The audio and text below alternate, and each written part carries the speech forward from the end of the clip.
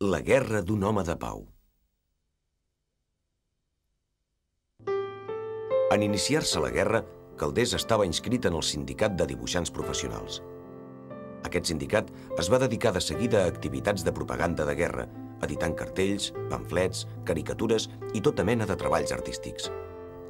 Una de les seves empreses va consistir a rellançar dues revistes satíriques de llarga tradició, però que per aquell temps estaven en un estat de franca decadència: Pepito i l'Esquella de la Torratxa.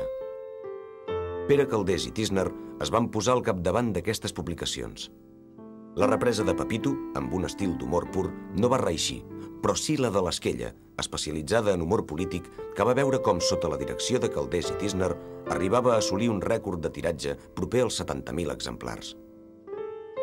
I la van fer al servei del PSUC, convençuts que hi havia moltes coses que s'havien de dir. Hi havia un perill d'ultrapassar les normes, perquè la gent se sentia molt intocable i, en canvi, un setmanari satíric, si no és demoledor, no és res. Ha de ser demolidor per definició, si no, no té cap gràcia. Aleshores, esclar, vol dir que moltes vegades ens havíem de ficar en coses fins i tot que feia el nostre partit, i això ens vol dir, ens renyaven en el Pere i a mi, ens clavaven uns escàndols enormes, a ell i a mi com a codirectors, perquè exercíem la codirecció mancomunada.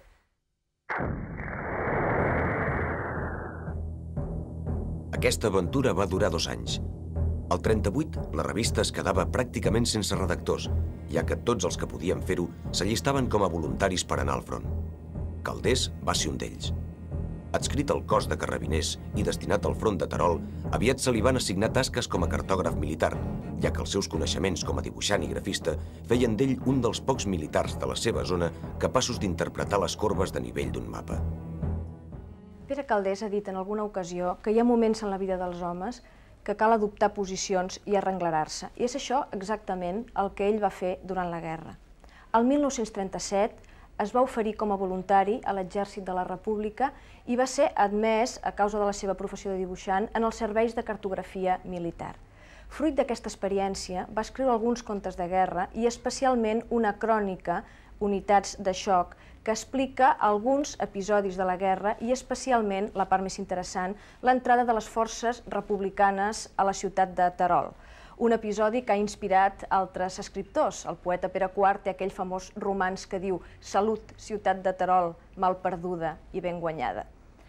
Ara bé, el més interessant del llibre d'en Calders és que és un llibre de guerra escrit per un home de pau.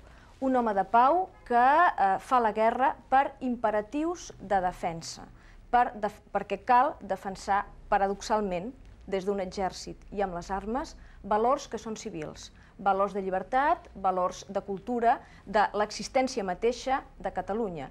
I, per tant, per no perdre aquest tipus de valors, cal defensar-los des d'un exèrcit. Ara bé, a diferència d'altres llibres sobre la guerra, per exemple, dels llibres que es van publicar sobre la guerra del 14-18, el llibre d'en Calders no és truculent, ni tampoc magnifica la guerra, ni fa èpica, ni otorga a l'experiència bèl·lica cap mena de qualitat en el sentit, per exemple, d'escola de la vida o escola de l'acció o magnificències heroiques.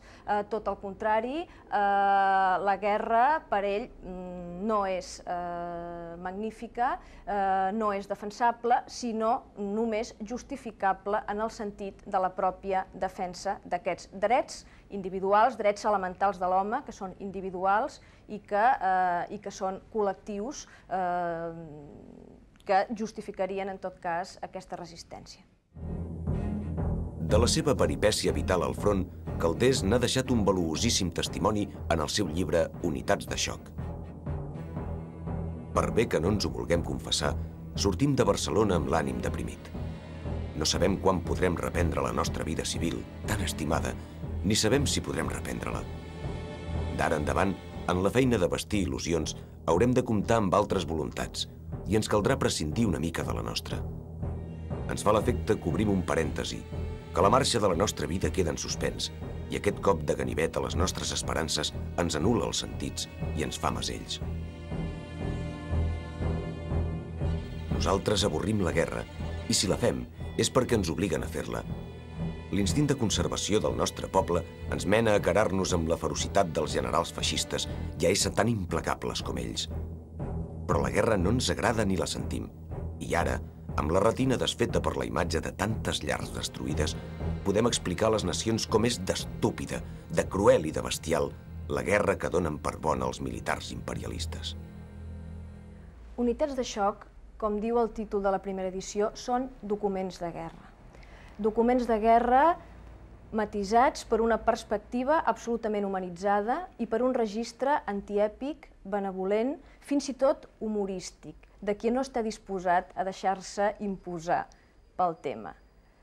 Els soldats de debò que apareixen en aquests documents, en aquest testimoni d'unitats de xoc, fins i tot s'assemblen a personatges de contes de Calders i el mateix narrador s'assembla, té similituds amb el narrador dels personatges dels contes de Calders, molt similars sempre a l'home de l'H petita i no pas a l'home de l'H grossa, de l'H majúscula.